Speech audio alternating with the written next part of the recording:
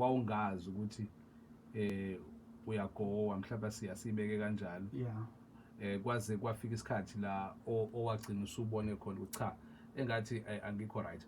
Yini mhlawumbe yakusiza ekutheni ukwazi ukuthi uphume kuleso simo ngoba baningi abantu abakusola kodwa into ebaxakile ukuthi bazophuma kanjani. Mhlawumbe indlela eyakusebenzela engakwazi ukuthi isebenzele nomunye umuntu futhi olalele njengamanje. Mfowethu ukhuluma iqiniso nje ukhuluma iqiniso njengomuntu eshona mfowethu.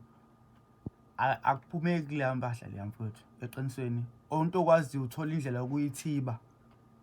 Yezwa ukwazi ukuthi you learn to live with it and try to find better ways to accept and try to ukuthi work on yourself as you grow ngoba isimo lesi especially futhi amaciko into ehamba ikuhlasele ivele ifuna uwedwa khona lapho isimo lesi ukuthi yonke into yakade ihamba kahle ukuqhuzwa kwento eyodwa izovele zimemane zonke so kuba nzima ukuthi uthi hayi sengidlulile but into okwazi ukuphila nayo and ukwazi ukuthi no lento le yenzekala njengamanje into yesikhashana and njengoba bokuna kuthiwa kuthiwa khona iying and yang kusho ukuthi okuhle makukhona okuhle kusho ukuthi kukhona nokubi ibalance yempilo akuhlezi kukuhle so just know ukuthi leso sikhathi usodlula kusona usizwa ngathi isikhathi sobumnyama ufila ngathi akuhambeki akuye phambili just know ukuthi siyalingana exactly nesikhathi ozosijabula so ukubekezela njengoba usukwazi ukubekezela ukuthi uzofike